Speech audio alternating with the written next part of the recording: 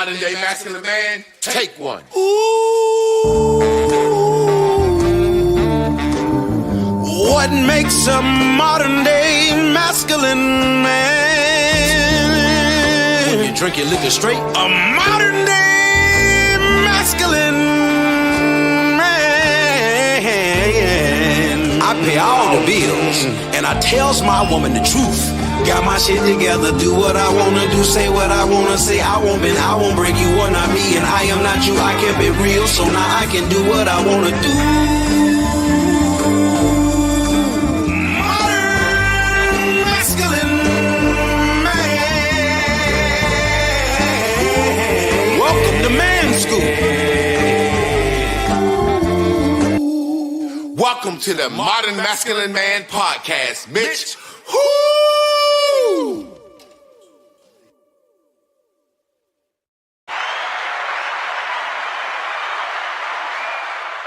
Welcome. Come one, come all. Don't stand up, don't slip, don't fall. It's another motherfucking, what we calling this shit? Tough Talk Tuesday. No, Tough Talk Tuesdays. I'm gone. I done already had that sage in me. I'm doing a little dance, and we ready to make a little love, get down tonight. Come on, man. I'm here another Tuesday with my guy, Trab P. Tough Talk Tuesdays, man. What's going on with you tonight, bro? Man, I feel good, man.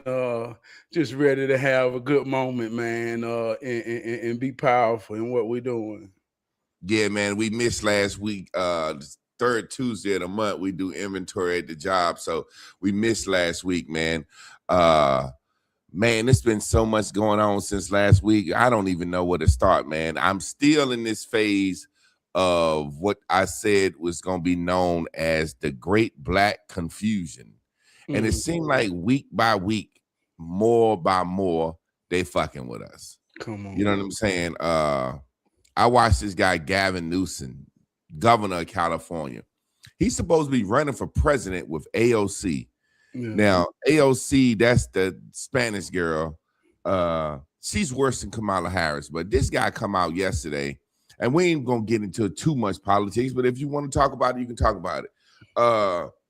This guy sat on stage with his legs crossed, kicked back. Yeah, you know, when I was growing up, I wasn't that smart in school. I made a 960 on the SAT, and I can't read neither. I'm just like you. Talking to black people, they are so far out of touch. And I think black people don't understand how far out of touch they are when they think that don't offend us. It's one thing for somebody to come to your house, right? And for me, I'm going to tell you something about me.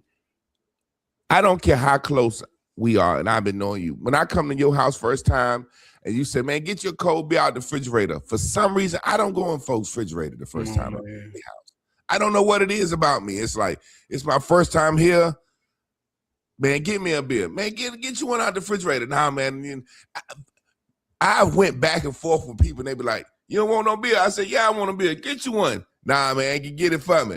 Man, get you a damn beer. You at home, man. Da, da, da, da, da. And there's something about me. Before long, I'll say, man, I don't go in folks' refrigerator the first time I'm at their house. When I get invited back, that's when I feel welcome at home. And I don't know if that's something my grandfather put in me, but when I was a kid and people used to say, my grandma said, you welcome. My granddad said, I don't know if the motherfucker welcome yet. Yeah. My granddaddy would say, when I invite him back again, he welcome. You see what I'm saying? So it's like something about me that says I ain't going in your refrigerator. I don't go in my wife's pocketbook. I'm trying to come up with a scenario that black people know ain't right. Like when you was with your mama and she take you over your auntie house or one of her friends' house, my grandma used to tell me, if they offer you something to eat, tell them you don't want none. You know what I'm saying? Almost like you ain't gonna look like you hungry everywhere you go. And everywhere we go, and they offer me something to eat, I look up at my grandma. And then they said, boy, you can have something if you don't want nothing. I'd be like, no, ma'am. So the point I'm making is this guy don't know to say, I made a 960 on the SAT. I can't read like y'all. He don't know that's offensive. Not only don't he know he offensive, he think he really down with the get down saying that shit. I made a motherfucking 1160 on the SAT my freshman year in high school, and they was like, "You taking it again?" I was like, "No." They said you need to make a 900 to go to college. I ain't even take this shit again. But man, how do they say the things they say to us, not knowing it's offensive, and we still don't ever get upset? The bitch from New York said black kids don't know what a computer is. What you think about that shit they got said? But look, this is fucked up shit. Black people got upset. And instead of this motherfucker saying, you know what, I'm sorry, I shouldn't have said that, y'all took it out of context, his response was, well, damn, Trump put a monkey on Barack, y'all ain't say nothing. I was just talking about my dyslexia. Now, we know this man won't talk about no dyslexia. But then I've seen him in other interviews talk about how well he can read, how well versed he is. So I'm just like, when do we get tired and say what's going on with us, Trav? What, man, it's syndrome that bad. What's going on with us? Yeah, it's Black History Month, man. I did an experiment last week, and I'm gonna do it right now. Fuck Trump. Trump ain't shit. Trump a racist motherfucker. If I just start off with that, I realize I can say any goddamn thing after that, and people go say, yeah. So when you've been trained to be triggered by certain ideas, and all we know is Trump is the racist, and we lose our identity, we lose who we are. See, we every goddamn thing. We Democrats, we all of this shit. So now you get white folk playing with you because they got your attention thinking hate over there. But see, they still white folk being white folk. But the line done got blurred. See, you think y'all the same now. So now they playing with you. Right? And that's where we at. And we're getting triggered by who we think is racism. Is racism real? Let me tell you something, man. It can't never die. Because it's a part of someone's survival. That shit innately in them for a reason. It's in me for a reason. It's a part of survival. If they lock 50 families in a dome, and don't let nobody out and nobody in, and they say for 100 years, this will be a social experiment. In 100 years, we'll lift off the dome. If the white man don't have a system of separation, it's a possibility that he can't survive in exactly who he is in the moment. It's part of their survival.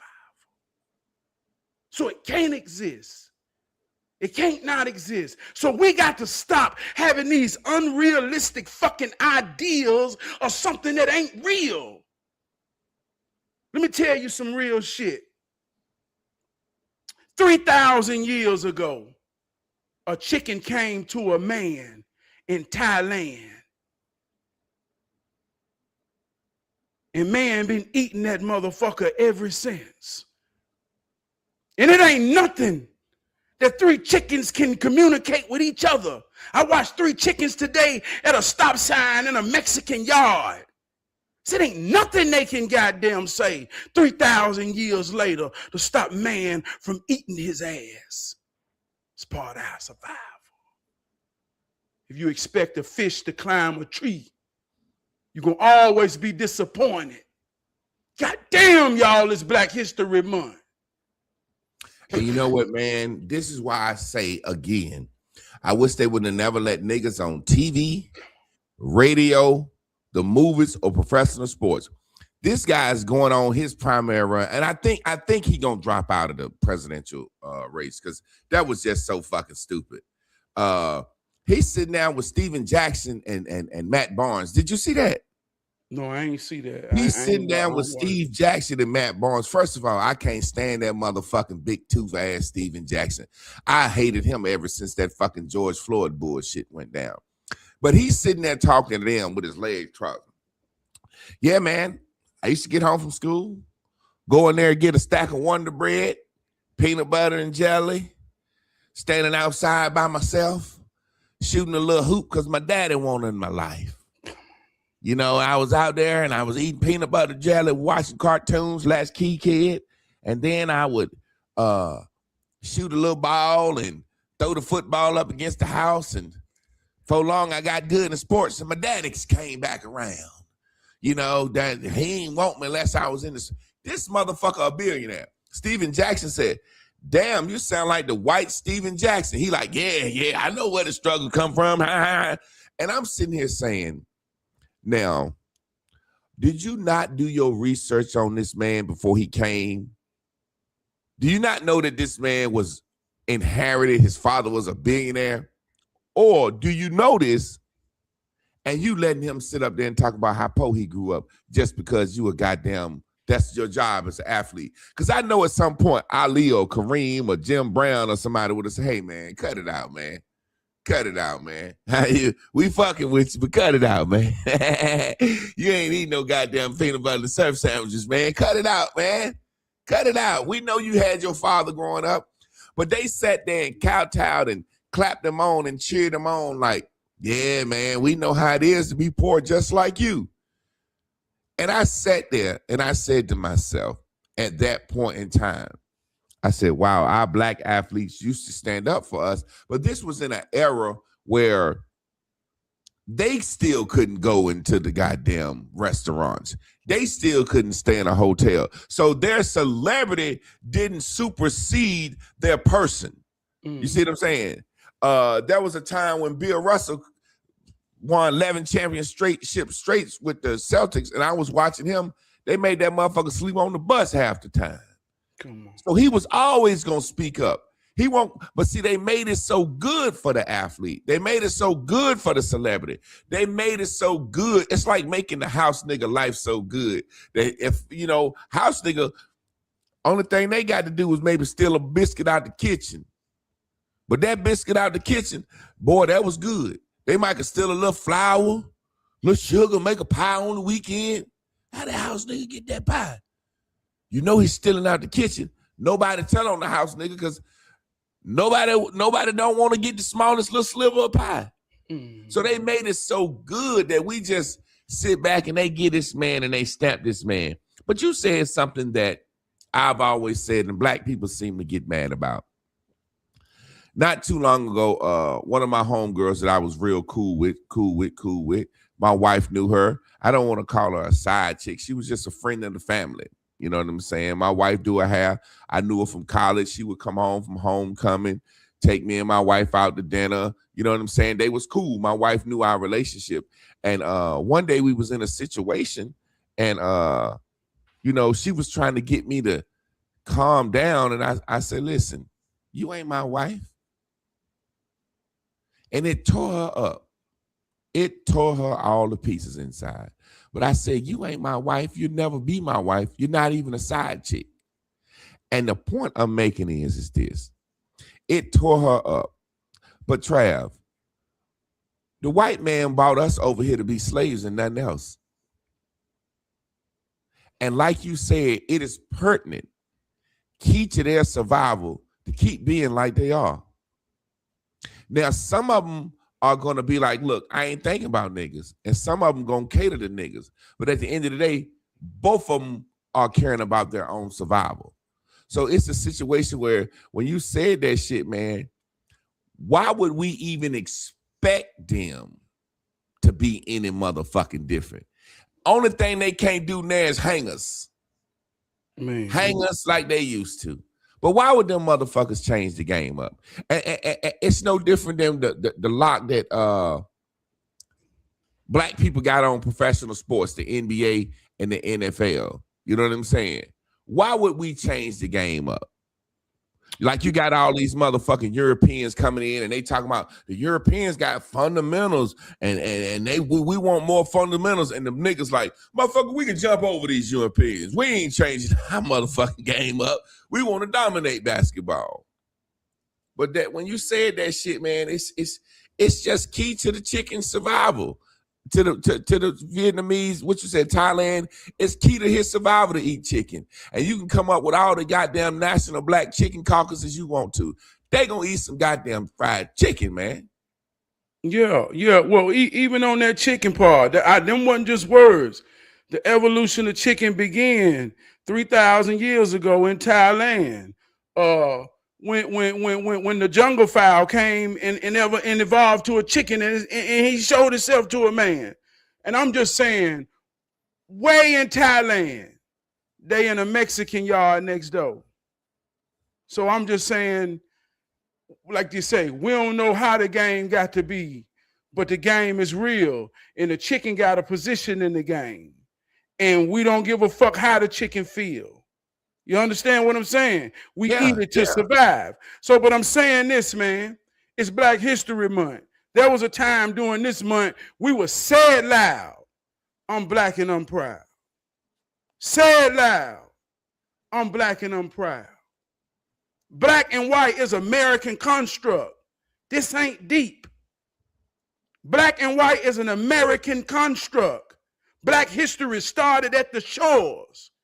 Beyond the shores, beyond 16 or 20, around that time or whenever we reach the shores, it becomes African history in a diaspora way.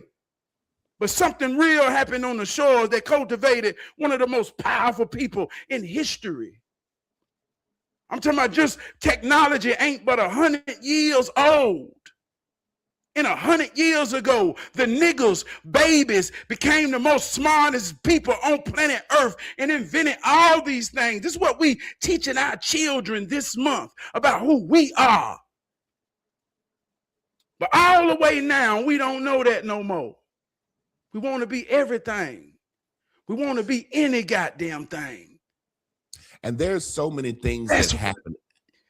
Let me say this, though, man. Let me say this, but that's why, to answer your question, why are we so confused? See, man, we all grew up with grandmamas that had 9 kids, and them 9 kids had goddamn 108 grandkids. And I'm talking about we would all go to grandma's house. Man, I'm from Charlotte, North Carolina. Man, I'm one of the most populous people in the city. I ain't saying that egotistically. I'm saying I had cousins in every neighborhood damn near you could think of in the city, and our bloodline was real. So no matter where I went, I was accepted and met the leaders. So in Food Line, no matter where, my children say, Daddy, how you know so many people? This ain't deep. So we knew who we was regardless of what identity you went to get when you went to college. No matter what identity you got when you went to church. No matter what identity you got any goddamn well. We knew who we was beyond words. Now we any goddamn thing and they playing with us. And they watch it. They watch it. It's a situation where you were saying we anything. I was talking today. When I was in Japan, the street food that they sold was entrails, animal chitlins, hearts, tongues. And Japan is the most, I was actually in Tokyo. Tokyo is the richest city in the world, and it's the most technologically advanced city in the world. And them motherfuckers on the side of the street, cup of chitlins, beef heart, cow tongue. And I was sitting there, and I was looking at the guy. I said, man, and Japanese, they pride themselves on being very intelligent. Like them motherfuckers will tell you the wrong directions if they don't know it. They don't never say, I don't know. So I'm sitting there and I'm talking to the guy, and I said, man, y'all got chitlins. I said, y'all got that from black people in America. He said, he said, Japanese eat pig when African didn't eat pig. And I got to thinking. And you think about those Muslim countries in the Middle East and North Africa, them motherfuckers ain't eat no pork. This is before slavery. So he was saying the Japanese was eating pig and pork and chitlins and shit and frying fish, chicken and shit before black people ever did it. And then my homeboy is making this documentary about chitlins. And black people actually the last people that start eating chitlins.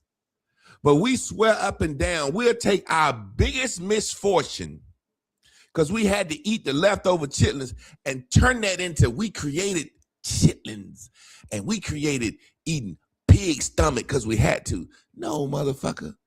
Every culture on this earth, the poor man that raised animals or caught animals ate the fucking entrails and sold the best cuts of meat.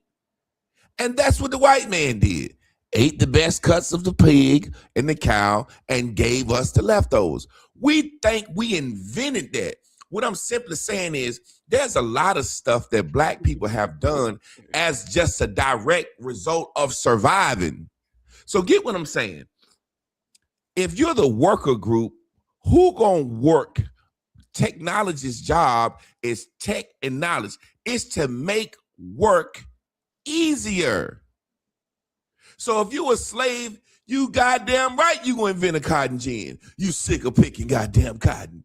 You will figure out and manifest a way in your head that said, shit, master got that wheel up there.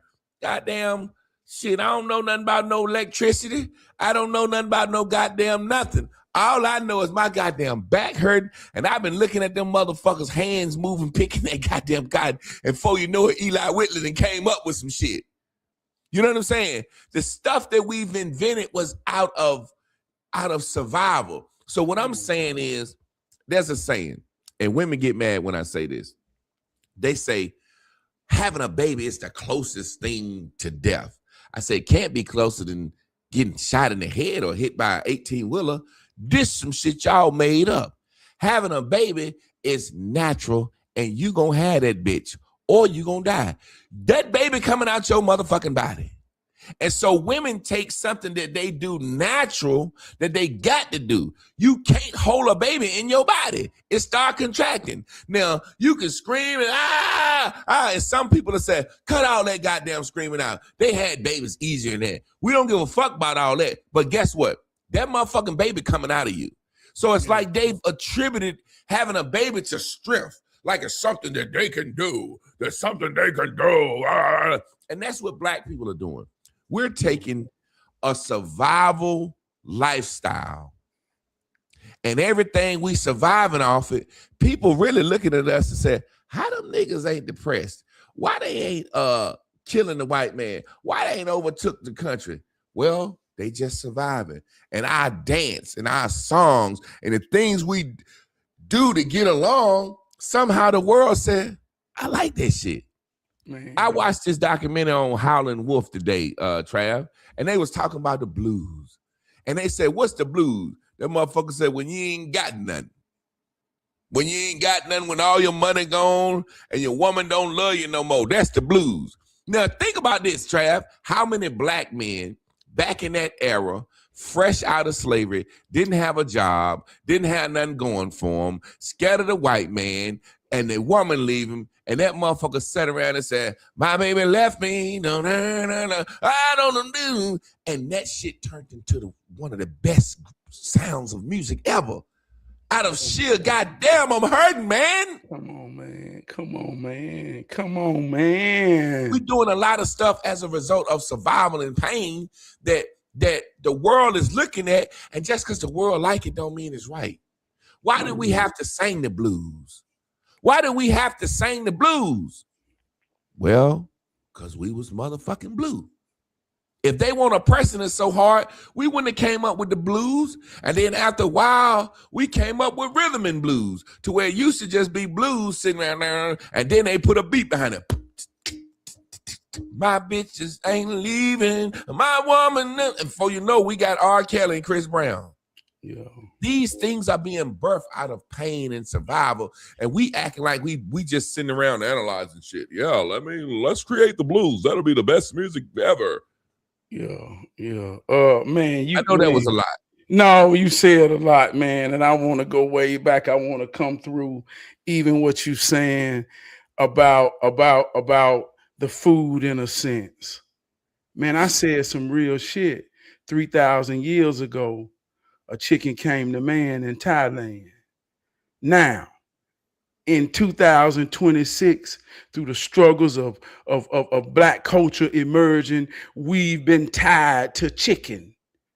Can't nobody fry chicken like black people. Every Sunday, chicken, when we die, chicken becomes a part of our ritual. Chicken is the foundation of soul food. See, we tied to the chicken.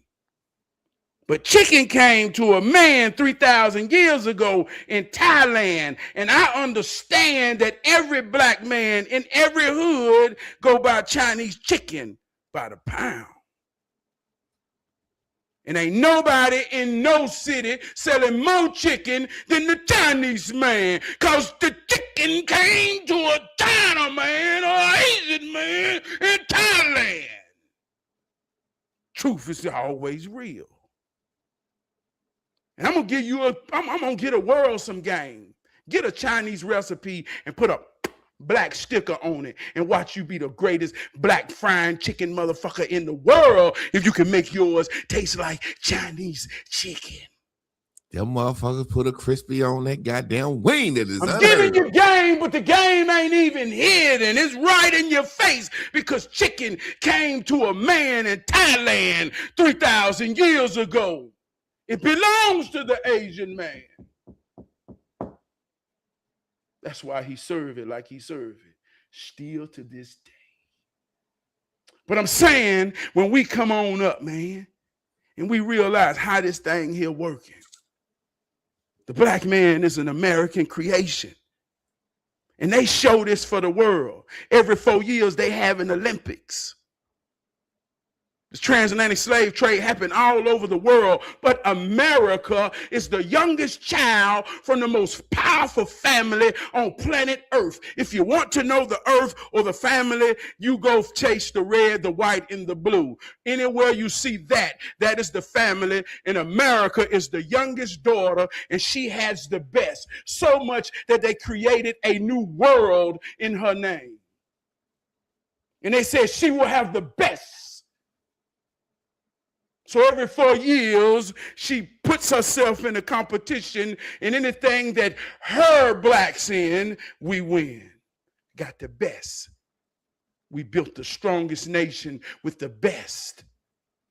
We invented all technology throughout the world. We compete with Asia and China because we cultivated the best. It's who we is.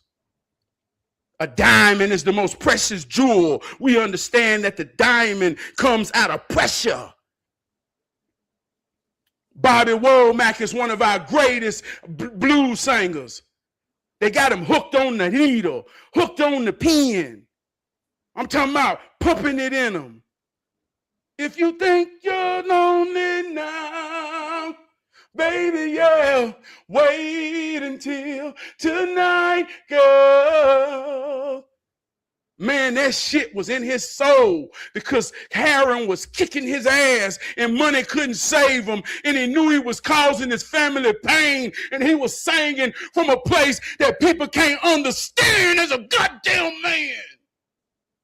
And every time he would try to climb out of that, they say, Bobby, it's time for a new album. Put that needle back in your goddamn arm and give me that pain so our greatness in the history comes out of pressure. That's the soul in us. Mm-hmm. The pressure. Mm-hmm. The pressure, goddammit. Trav, you just kicked on to something, like I said, growing up in church. I grew up in church, and I remember going to services where they would have what's called testimonial service on Sundays after the church 10 to 1. And they would have the singing after church, which was like the old local men in the quartet that smoked reefer, that hose. They had a little quartet. Well, I learned to lean on and trust in the Lord. Oh, and I trust him. And them niggas up there with their guitars and da-da-da-da-da. And in between each song, they would let somebody do what's called a testimony. And these would be what I felt like should be happy times. We in there worshiping the Lord, and people would stand up and they would tell the worst Thank.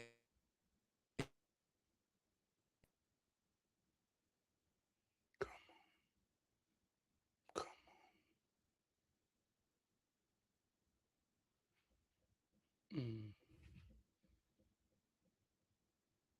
Come on.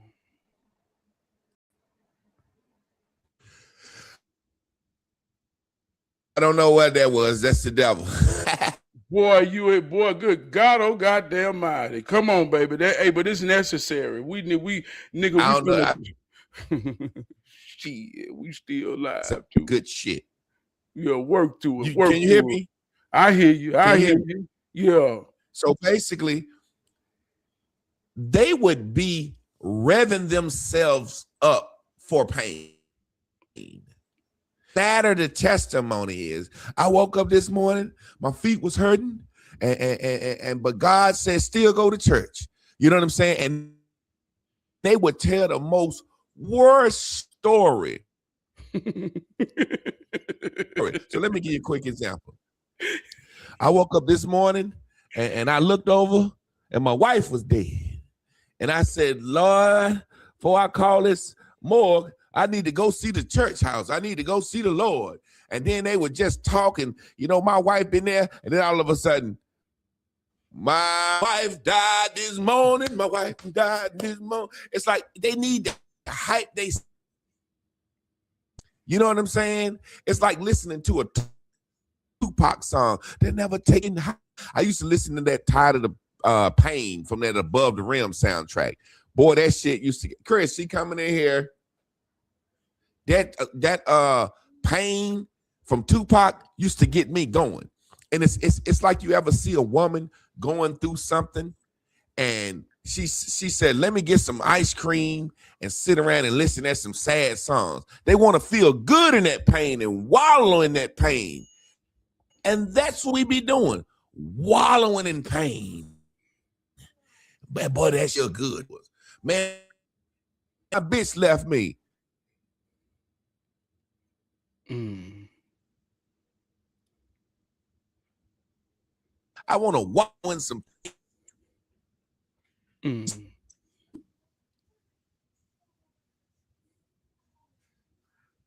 This shit froze for some reason. Yeah, do it look like I'm freezing on your end? Yeah, we good. I hear you though. Come on, come on, come on, come on, come on. Come on. We good. Come on.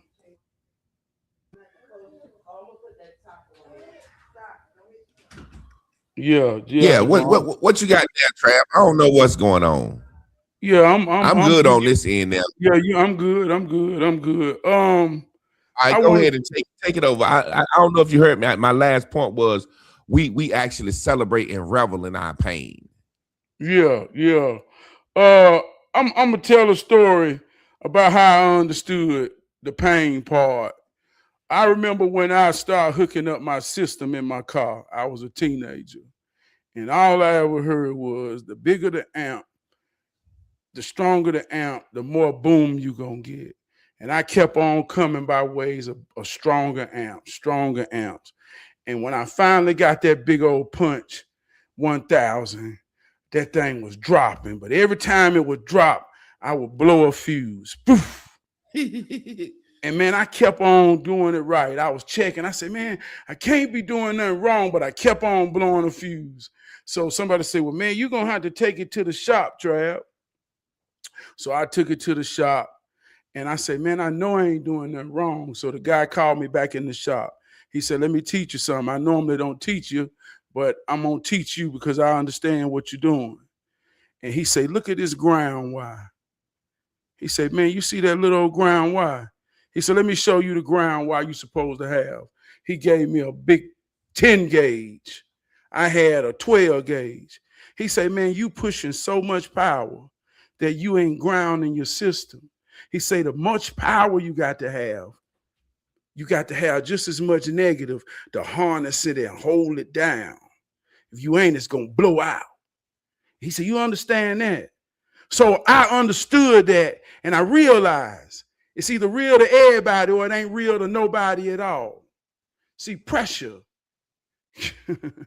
pain. Like you say, it's Black History Month. Like you spoke on earlier, what did our inventions come out of? It was a nigga rig. It was a nigga making a rig to use his mind, the confidence within each other in themselves to say, we got to find a better way. Not for money, not for approval, but to say, this killing us. We got to find a better way. Through that pressure, through that pain, that's what grounded us. See the power of our tenacity, the power of them niggas. Talking about my grandmama and her mama that had 9 babies, still worked, still loved all of them, still loved all their children. You want to question, is evolution real? You goddamn right. We done evolved into something whole way different than a nigga. Ain't none of us niggas no more. So when you hear nigga, you think of honor when you hear that fucking word. That's honor in them people. We ain't them no more. We done forgot who the fuck they was. And that ain't deep. Don't nobody on this live looking at me. I ain't gonna say nobody because that's absolute, but I'm gonna say majority of people looking at me don't know their grandmama on their maternal or father side 3 times back. That ain't a long time ago. They dead. Don't nobody know their name no more. But Trav, this would kill me. Man, We'd rather go to Africa. We'd rather go to Africa and learn history. I was talking to a brother today. I said, hey, listen, man, you got family members that live on the other side of town that you different than. You got family members that live in one state over, and y'all grew up at the same era, same time, under the same government. Y'all one state over, and you can't get along, and you're different. So you want to go back and identify with a motherfucker across the continent, across the ocean, a 23-hour flight from 500,000 years ago. That's who you're going to go find as your ancestor relative motherfucker. Think about this, Trav. You got niggas from once you cross, like say, for example, my homeboys that I went to Charlotte with, I used to always say, y'all niggas from Charlotte love some goddamn colors, man. Charlotte was closer to Atlanta than Durham. You know what I'm saying? When I was in college, we didn't wear no yellow shirts, orange shirts, green and shit. Niggas from Charlotte wore orange, green. They wore a lot of colors. And I said, well, that's closer to Atlanta. It's if you going south, Charlotte is the biggest thing to Atlanta, then Miami. You see what I'm saying? Mm-hmm. So the point I'm making is, I got relatives that used to come down from New York and New Jersey, and they look at the South like, ew. But this your grandma. Ew, I don't want to eat that. Ew, I don't want to eat that. So you mean to tell me niggas can be that much different growing up in the same era, but 2 states over, and you want to identify with a fucking African from 5,000, 6,000 years ago, and you don't want to deal with all the Africans. You want to identify with some Egyptian motherfuckers, the smart shit. So that's what I say about us. We cherry picking what we will and want to identify with. You know what I'm saying? It's like we decide what we picked. Like I was talking about the food today. I was like, it's okay. The biggest side in black and black eatery is macaroni and cheese. That's Italian. That's Italian. So we just grabbing on the shit that we ain't got nothing to do with. And that's why people play with us. I keep hot sauce in my pocket. You ain't black if you don't know how to know it, because everybody can tell you what black is but black. Because everybody watching black, people don't realize that black is just that bastard child that wants to be accepted. Come on. We don't realize that. Black is an American bastard child that wants to be accepted. See, America is the white man. Black is that bastard child. We got rights to the country, but we don't want to take all the rights. Fuck American government. Fuck the government. No, nigga, you a bastard child. Hey, man. You get all the rights to the American government. Just be that bastard child. Everybody else on the world stage wish that they can be you, bastard child, and you don't want to be that bastard child. You want to be Indian. You want to be Hebrew. You want to be African. You want to be Greek. You want to be everything but the bastard child you is that everybody will give a fucking arm and leg to be who we are. Man, let me talk Black history. Like I say, this shit ain't deep and this shit ain't old. My daddy went to segregated schools. All his siblings went to segregated schools. They children, which is my generation. See, this ain't deep. People that was born in my daddy's generation, they got a burnt hole on their shoulder. Everybody all over the world, we talking about fucking vaccinations. Go tell your mama, call your mama. If you 62 and older, look on your shoulder. Be real enough to say you got a burnt hole on your shoulder. So them people, children, is the first diamonds that America has really created under pressure. My generation, we went off to college. We smart right now as a black man, understanding that I was cultivated by some real black folk. I go stand in an office full of white people who don't understand or do understand the pressure that I carry in pride and honor, and I rep a fucking yet.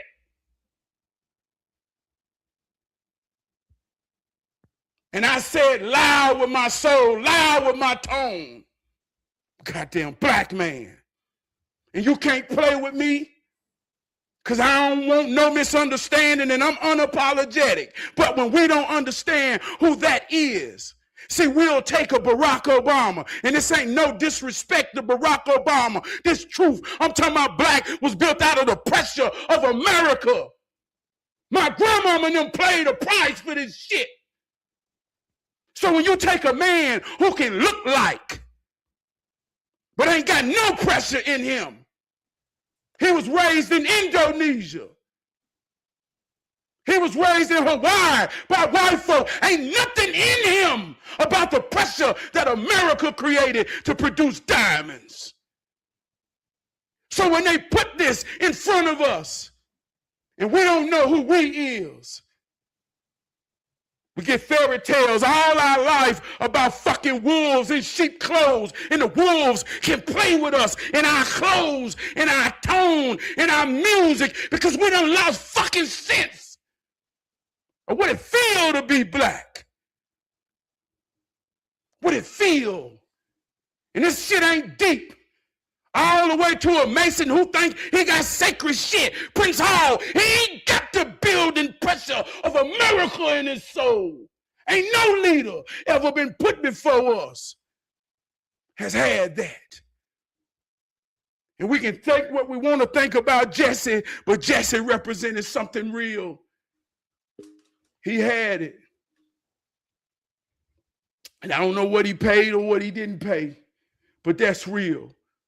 So all this political shit, fuck Trump, fuck any white man, because he got something innately in him to survive. And when I say fuck him, I mean that respectfully. I ain't got to hug him in no manner. I shake his hand. In the moment, if that's respect, we don't expect no more than respect. Because when we leave that moment, he can wash his hand like I can wash mine. Fuck else you expecting? Your daddy ain't taught you that. If you my age, your mama and your daddy who was born in goddamn the 50s and the fucking 40s, they ain't taught you that. I mean, Trab, they used to say this shit ain't deep, man. They used Ain't to nobody say, taught you that, goddamn it, man. Hey, man, you wanted me to motherfucking holler. This shit hurt me in my soul. Cause ain't nobody taught us who the fuck we is. And we don't forget. they taught us, Trav. What it is we spoil. We, like you said, that diamond is a girl's best friend. So if we that diamond, we the first group that's been polished and worshiped and looked over. That Michael Jordan was worshiped. That we've seen this. So what we have is a situation where we forgot. They told us growing up, black man you take 2 steps forward, the white man push you back. You got to be 10 times better than the white man. They told us all this shit. When did we get to the point where we wanted it to be different? Like my granddaddy used to say, boy, you got to take 10 steps, the white man take 1. You starting off behind the 8 ball. They told us this shit. When do all of a sudden a group of refugee slaves in the land say, I want the master's table, goddammit? That's what we're not understanding. We don't realize how blessed and lucky we are because we didn't free our motherfucking selves. We didn't have a revolution and free ourselves and overthrow the government. The white man got a little nicer.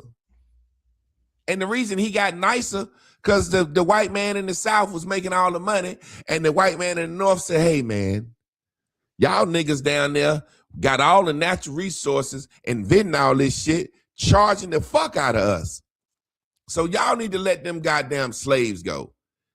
So it's not like we freed ourselves. So I look at this and I take it back to this. How us as black people. You know that Unc, right? And that you got behind you. It represents so many things. You know what I'm saying? And I remember reading some literature saying the Unc was representing a woman squatting down to have a baby. I remember my grandma used to say, yeah, I birthed so many babies in the cotton field. Motherfucker, have a baby, cut the cord and keep working. It won't that hard.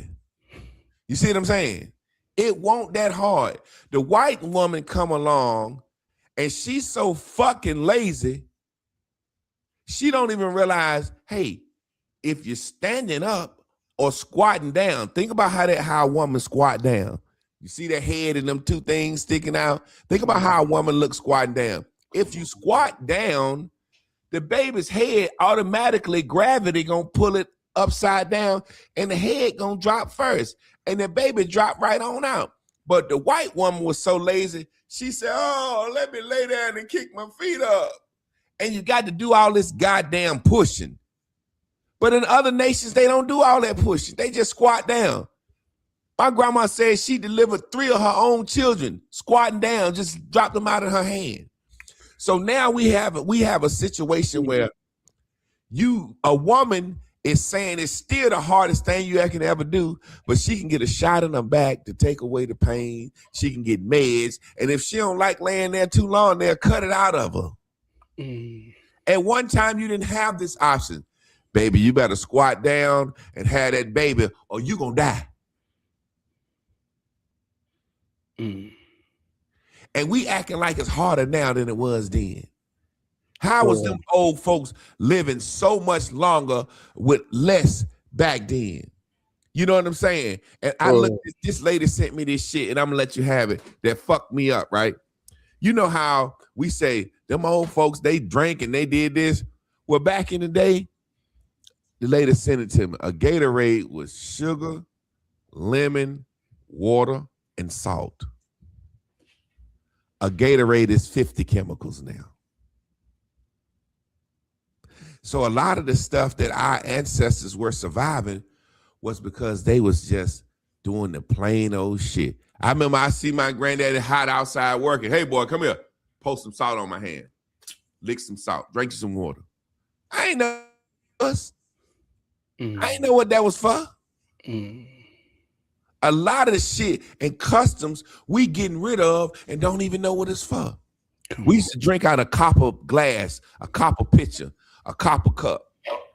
I ain't know what that shit was for, Grandma. Why we got this ugly cup? I don't want to drink out this ugly cup. I want to drink. Grandma says, good to drink out there. She ain't know why. But it was, scientists tell you it's good to drink out of copper. Scientists tell you it's good to cook with cast iron instead of using all these goddamn different metals and shit we cooking with now. So what I'm saying is a lot of shit, I don't know why to cook out of cast iron, but I pass it down to my daughter. So it's some type of wealth calculated in these decisions that we make.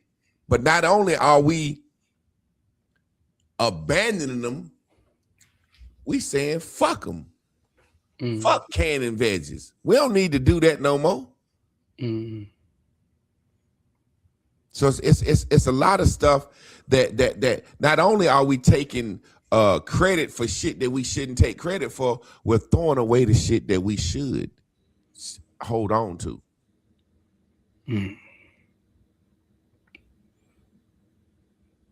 Man, we come a long way, Javon.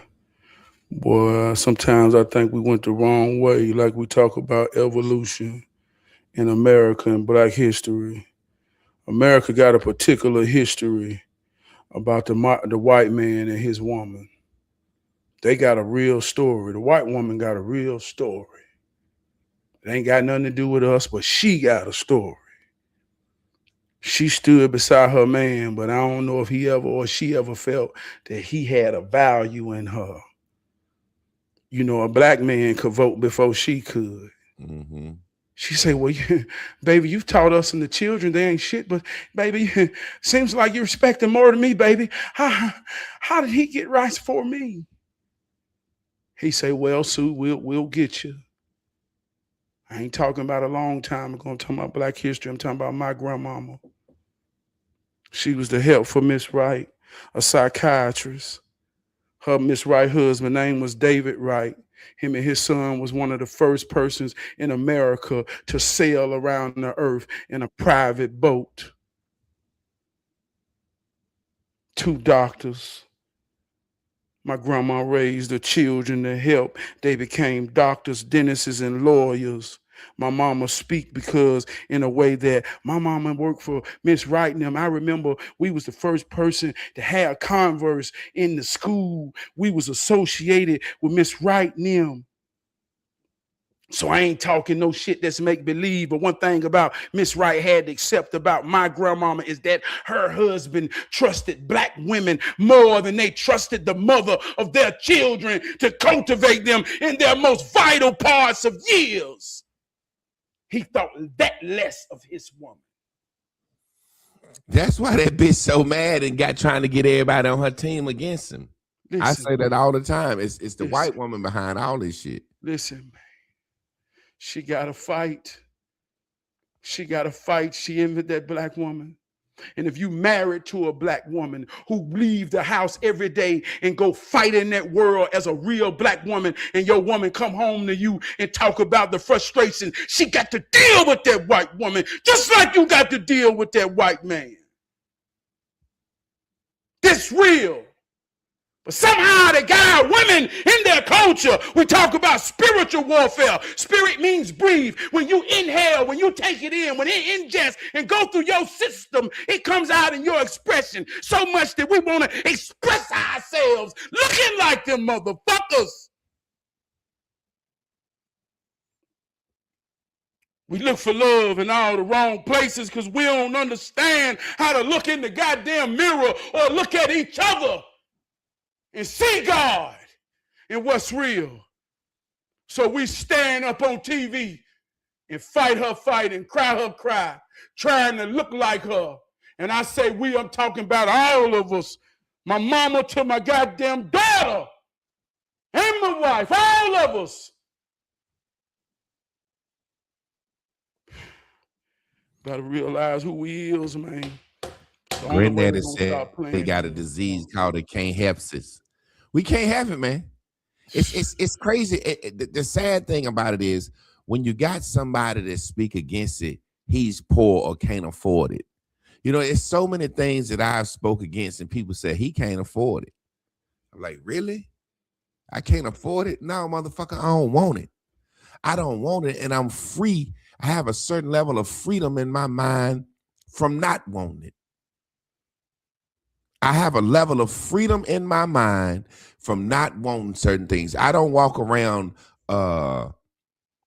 with the pain of wanting a new car.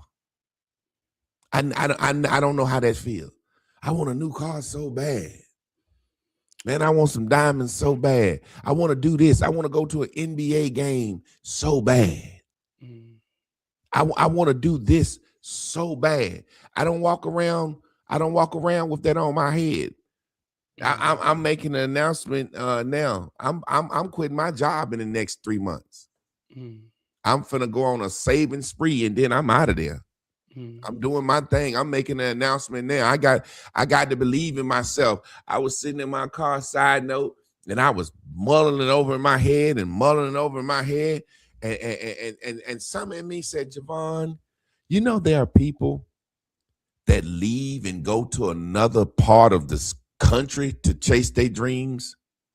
There are people that leave, get in their car, they ain't got but $300, and they ride in their little raggedy car, and they drive to another state, and they say, I'm chasing my dreams. And my wife said, boy, all you got to do is stay here in your own house, in the comfort of your own home. Chase your dreams. If things start going wrong, pick up another job. Do something. You ain't going to let your family starve. You know what I'm saying? So it's just a situation where if I was tied to a certain level of materialism, I couldn't step out on my faith to do that. And that's just me. Everybody do their own thing.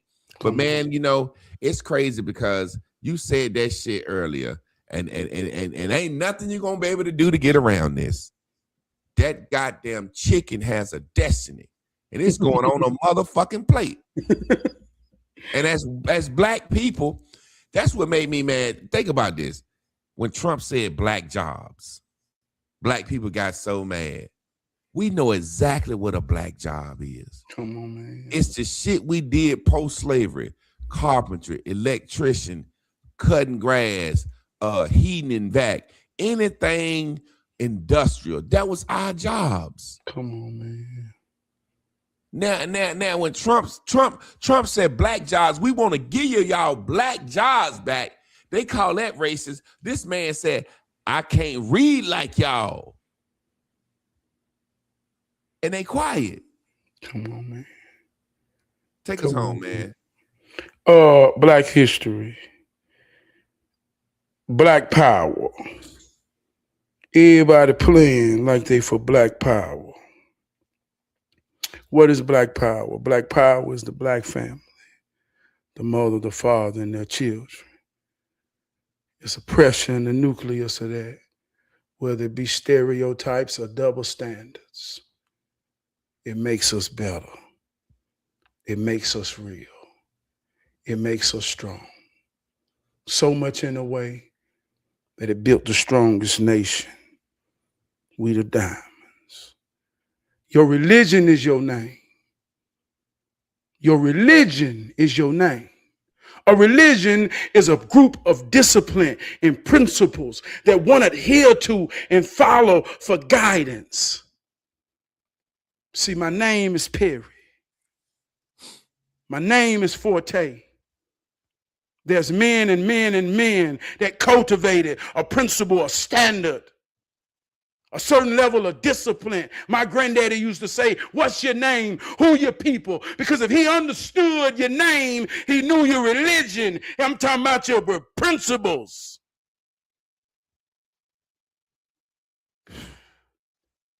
Your religion is your name. Your reason. Old folk used to say, you ain't got no business over there. I could go anywhere in this city. People say, man, I remember you couldn't go over there. I say, man, I could go anywhere. He said, how you feel or why you felt like you could? Because I had family everywhere and I only went where I had a reason. And when I walk in reason, I don't feel shit. I had business. But if I ain't had no real business over there, yeah, that's the way victims happen. See how that works? Mm-hmm. But your name is your religion. As long as my name good. You understand how this works, but I want y'all to understand, if you got to identify other than your name, Because when you go fill out an application, it asks you ethnicity. It says, are you African American, Hispanic, white? It go all the way down, and it even give you the choice to not answer, but I'm going to answer that motherfucker every time because you're going to see my name and you're going to know I'm a black man. And I color in the lines in real life with every experience I get after that. But if you got to identify with more than that, in this moment, going forth, don't you say a goddamn thing about black power. If you ain't trying to go, understand, rebuild, connect, or keep a man, a woman, and their children together and fight that fight, don't you say a goddamn thing about black power. Negative is necessary. How old you get? If you've been together 40 years, the game's still on. You got to wake up every day, run the play. She need things for her soul. You need things for your soul. Y'all got to depend on what each other need to be efficient and sufficient. If one of y'all understand or lose the connection, it starts to not work. You got to work every day for the rest of your life. That's black power. And there it is, man. And you summed it up, man, because anybody with any sense know destroying our family destroyed everything. Because black folks been dumb forever. Black folks been poor and uneducated forever.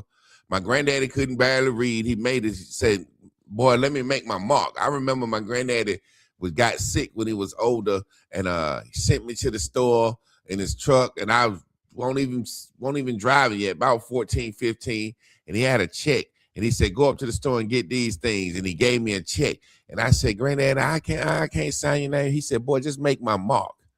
And I never forget when I got to the store and I got all this shit. I put it on the counter later for the white lady. She said, you gonna make his mark? I said, I don't know how to make his mark. She said, he just make an X. Ain't that some shit? But that goddamn X, he couldn't write his own fucking name. You ever notice that? Let me say something quick before we get out. You ever notice when you was a kid and you got a signature from a doctor? Mm-hmm. When a doctor's signature, it don't look nothing like his real name. Mm. If his name Trab Perry, you might notice the T and the Y on the end of that motherfucker. Mm. Reason being because a doctor made a mark because he didn't want you to be able to fake that prescription. So when that prescription come back to him, he know good and goddamn well, no, you ain't do that. That ain't my mark. So my granddaddy mark was like a little X. And but that motherfucking check cashed just like anybody else because she knew who he was. Come on. You know what I'm saying? Trav, we're going to get on up out of here, man. I had a wonderful show, man. I think this is a beautiful show.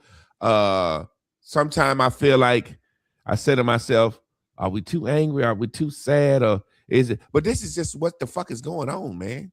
I don't know how to talk about nothing else. That shit pissed me off, man. I mean, I don't know how to come on here and say, the Grammys this week. I don't give a fuck about the Grammys, man. Let me tell you some real shit. Like we say, being frustrated, under pressure as a man, this shit real out here, dog.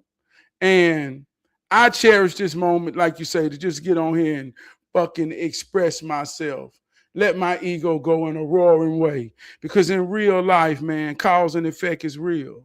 And it's like understanding your strength and your power to know you can't go full force all the time because you can hurt people. So that shit real as a man. And after being polite all day, respectful all day, being the bigger person, letting my ego die in moments because my consciousness says, man, you above that, man. Don't you got to rise above? And I defeat all of these type of things that frustrate me in this moment. In some moments, whether it be at the barbershop or on the phone, be unapologetic to tell the truth from your soul. It's necessary. So don't apologize. And it's a million podcasts. It's everywhere. What people saying, every goddamn thing. But I know what we say, and especially what I say is way deeper than what you hear. I think it's something powerful in what you feel. Well, look, y'all, before we get out of here, I'm just making an announcement. Like I said, I'm about to be transitioning so I can be free during the day. Bears and Bubbles is coming back when I quit my job. I'm specifically quitting it for that. I feel like me teaching Bears and Bubbles is what's going to keep me alive. It's my passion. I love to teach my people. I love to see my people grow and manifest. And you know what I'm saying? Third shift it's been long enough for me. You know what I'm saying? As far as leaving my house at night, leaving my family, which I'm not saying vulnerable, but you know, as a man that's not in the house, last night it really summed it up. All it takes is last night I was walking in my bedroom, my ceiling fan was running, and I just felt like I heard it shake a little bit, and I looked up and I said, "Let me turn this off." And when I pulled the cord to turn it off, the whole goddamn fan fell out the goddamn ceiling on me, and it was spinning and it hit me. I said, damn, that's right over top of my wife's bed. That shit could have fell on my wife, could have fell on my daughter. And when it hit, it was like the cord, the whole fan fell down. And then I turned the power off in the bedroom. And, you know, when I cut the goddamn cord, it must have been some power left in that motherfucker, because that motherfucker sparked and burnt them scissors up. I don't know why the fuck it ain't hurt me. But that was my way of saying, like, man, I that could have easily happened. Yeah. You know, me not being on my watch. Exactly. So it was just the thing that it's the thing that made me make the decision. My granddaddy used to say this: either hell no or hell motherfucking yes. Yeah. And if it don't feel like neither one, it ain't neither one. Yeah. So that moment last night, I got that goddamn hell yes. Hell yes, it's time to go. It's time to go. It was that clear to me. And I said to myself, you know, working third shift, I gained some weight. I ain't sleeping as much as I want to. When I was home the last couple of days, my wife said it felt so good having you sleeping in the bed, you know, and my daughter slept in her room, because when I'm not in the house at night, my wife want to hear her. So she sleep in the bed with her. So you know what I'm saying? It's a lot of shit going on where me and my mind saying, hey, man, this is the most I've ever been paid in my life on a job, and the easiest job I ever had in my life. But I cannot allow that to make me say I'm going to keep leaving my motherfucking house at night. So, I'm about to bust a move, man. I'm about to bust a move. That's real, man. Well, y'all already know what time it is, man. Y'all stay tuned in, tapped in, turned on. Tomorrow, me and Miss Carla gonna be here for Random Waving Ranges, and y'all check out my boy Trab Thursday night on Facebook, Hero Training. Come on, y'all know what time I like to say. Peace.